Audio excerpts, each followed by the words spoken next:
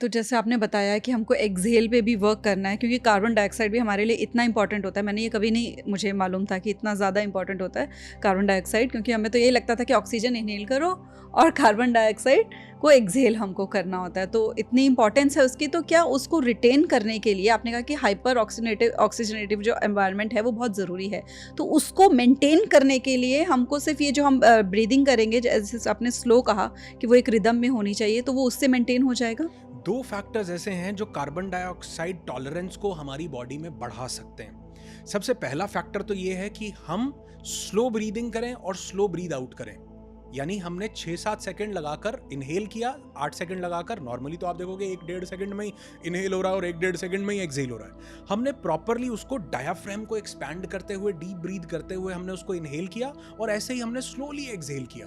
तो वो जो कार्बन डाइऑक्साइड और ऑक्सीजन का जो बैलेंस था वो सही से बना, हीमोग्लोबिन उसको कैरी कर पाया, उसको टाइम मिला। दूसरा, ब्रेथ का रिटेंशन। आज हमारे पास ब्रेथ का रिटेंशन नहीं है, योग में उसको कुंभक बोला गया है। ब्रेथ का रिटेंशन अगर सही से होगा, कुंभक अगर सही से हमारा शरीर लगा पाएगा, तो भी कार्बन डाइऑक्साइड टॉलरेंस हमारी बॉडी में बढ़ेगा।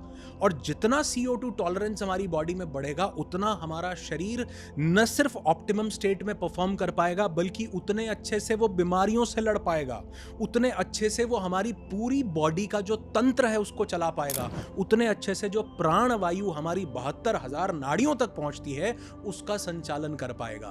तो यानी एक तो स्लो ब्रीदिंग हो गया, डीप डायाफ्रेगमेटिक ब्रीदिंग हो गया, और दूसरा ब्रेथ का रिटेंशन, जिसको हमने कुंभक बोला है। ये दो प्रोसेस अगर हमने किए तो हम CO2 टॉलरेंस को बढ़ा सकते हैं, जो कि हमको हजारों अनगिनत फायदे दे सकता है। तो जैसे अभी आपने बात करी कि यही वाला प्रोसेस करने से, ब्रेथ के रिटेंशन से, हमारा जो अंदर हीलिंग का प्रोसेस होता है डिसीजेज से, वो तेज़ हो जाता है, तभी हो पाता है एक्चुअली। तो क्या यही रीज़न है कि जो लास्ट हमारे इवेंट में जो एक डॉक्टर आई थी, जो CMO थी, और उन्होंने 2 ब्रेथ वर्क करे थे और उसके बाद वो बोल रही थी कि मेरी जो 10 साल पुरानी डिसीज़ थी वो हील हो चुकी? एक्चुअल में उनको यूट्रस का इशू था, कुछ ब्लैडर के इश्यूज थे, और वो खुद डॉक्टर, लेकिन कई सालों से वो चाह रही थी कि इस चीज़ से मेरे को निजात नहीं मिल पा रही। और हमने वहाँ पर सिंपल 1-2 प्रैक्टिसेस की हमारे नो दाई सेल्फ में, जिसमें एक तो था कि हमने बॉक्स ब्रीदिंग किया, एक हमने लिम्फेटिक ब्रीदिंग किया, जिससे लिम्फेटिक ड्रेनेज हुआ। हमारा जितना भी लिम्फ नोड्स में हमारे जो वेस्ट फ्लूइड है, जो इकट्ठा हो रखा होता है, जो बेसिकली टॉक्सिन्स बन के शरीर में निकल रहा होता है, वो हमारे को निकालने का सोर्स पता ही नहीं है। उसका बहुत बड़ा सोर्स हमारी सांस में छुपा हुआ है कि हम उसको प्रॉपरली ड्रेन कर सकते हैं, निकाल सकते हैं, उसके प्रेशर बना करके उसको रिलीज कर सकते हैं, जिसमें लिम्फेटिक ब्रीदिंग, बॉक्स ब्रीदिंग और कुंभक का बहुत बड़ा रोल है। ब्रेथ के रिटेंशन का, उसको होल्ड करने का बहुत बड़ा रोल है। जैसे एक पाइप में धीरे धीरे पानी बहता जा रहा है, आगे कुछ ब्लॉकेज आ गया, कुछ जाम हो गया।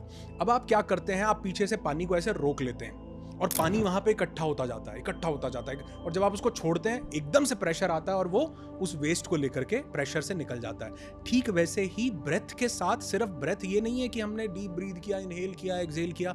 कुछ तरीके हैं, कुछ प्रक्रियाएं हैं, जिसमें बॉक्स ब्रीदिंग, लिम्फेटिक ब्रीदिंग और ब्रेथ रिटेंशन यानी कुंभक लगाना, ब्रेथ को होल्ड करना, सबसे इंपॉर्टेंट रोल प्ले करता है। और उन्होंने, मेरे ख्याल वो जो डॉक्टर आई थी, उन्होंने सिर्फ 2 सेशंस के अंदर, वो जो उनको 10 साल पुराना चैलेंज था, सिर्फ 2 सेशंस के अंदर वो 80% तक रिजॉल्व कर लिया था। और उन्होंने बल्कि आके अगले दिन बताया भी था कि मैं खुद ये समझ नहीं पा रही हूँ कि मेरे साथ हुआ क्या है, चमत्कार हुआ। मैंने कहा ये चमत्कार नहीं है, ये एक्चुअल में आपकी बॉडी के पास पूरी कैपेबिलिटी है, बस हमने कभी उसको अनलॉक नहीं किया। अगर हम उसको अनलॉक कर लें तो मुझे लगता है जिंदगी में किसी भी प्रॉब्लम का, ना सिर्फ शारीरिक और मानसिक लेवल पर, हर एक लेवल पर हम किसी भी चीज़ का सोल्यूशन पा सकते हैं, सिर्फ अगर ब्रेथ को हम सही कर लें या जान लें कि इसको सही करने का तरीका क्या है। राइट। तो आपने जैसे बताया कि वाकई में उनकी इतनी बड़ी मेजर इशू था और शी वाज़ वेरी हैप्पी कि मैं सब ट्रीटमेंट कर रही थी, क्योंकि मैं खुद एक अच्छे लेवल पे डॉक्टर हूँ और इतने सालों से कर रही हूँ, और उनकी वो जो चीज़ हील हुई थी, वो जो हैप्पीनेस थी उनके अंदर। क्योंकि कई बार हमको लग रहा होता है कि हम फैंसी चीज़ों पे फोकस करेंगे, हम दवाइयाँ खाएंगे, हम बड़े से बड़े हॉस्पिटल जाएंगे तो ट्रीटमेंट होगी, लेकिन वो जो मेन चीज़ है, सांस जो हमको चला रही है, उसको हम इग्नोर कर रहे होते हैं।